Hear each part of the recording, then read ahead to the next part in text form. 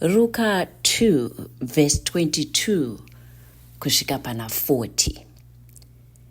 Jesu anokumikidzwa mutemberi. Nguva yokuzvinatsa kwavo maererano nomurayiro waMozisi yakati yakwana, Josefa naMaria vakaenda naye kuJerusarema kundomukumikidza kuna She. Sezvazvakanyorwa mumurayiro waShe, kuti mwanakomana wose wedangwe anofanirwa kutsaurirwa Ishe, uye kuti vabayire chibayiro maererano nezvinorehwa nomurayiro waShe zvichinzi njiva 2 kana hangaiwa duku 2. Zvino kwakanga kuno murume aiva muJerusarema ainzi Simeoni, akanga akarurama uye aida Mwari. Akanga akamirira kunyaradzwa kwavaIsraeri, uye Mweya Mutsvene waiva pamusoro pake. Zvakanga zvaratidzwa naMweya Mutsvene kuti haaizofa asati aona muzodziwa waShe. Akapinda mutemberi achisundwa noMweya Mutsvene. Vabereki vakati vauya nomwana Jesu kuti vazoita kwaari tsika yaidiwa nomurayiro, Simeoni akamubata mumaoko ake akarumbidza Mwari achiti, Ishe Tenzi, sezvamakavimbisa, zvino chiendesai henyu muranda wenyu norugare.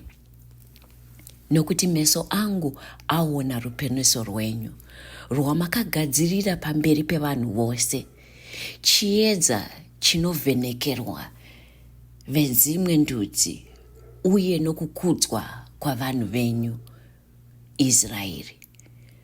Baba namai vomwana vakashamiswa nezvakataurwa pamusoro pake.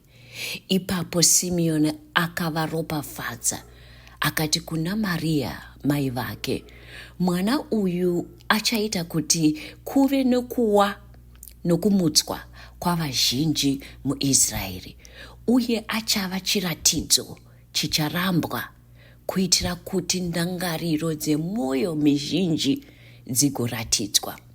Uye munondo uchabayawo mwoyo wako pachako. Kwaivawo nomuprofitakadzi Ana, mwanasikana waFanueri worudzi rwaAsheri. Akanga akwegura kwazvo, akanga ambogara makore 8 nomurume wake shure kwokuwanikwa kwake. Ipapo akazova chirikadzi kusvikira ava namakore 80. Haana kumbobva mutemberi, asi akanamata usiku namasikati achitsanya nokunyengetera. Akasvika pavari panguva iyoyo, akavonga Mwari uye akataura pamusoro pomwana kuna vose vakanga vakamirira kudzikinurwa kweJerusarema. Josefa naMaria vakati vaita zvose zvaidikanwa nomurayiro waShe, vakadzokera kuGarirea, kuguta ravo reNazareta.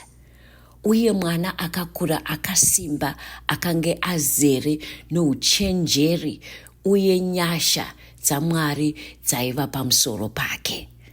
Ndo panoperera chiverengwa chedu chaLuke 2 verse 22 kusvika pana 40.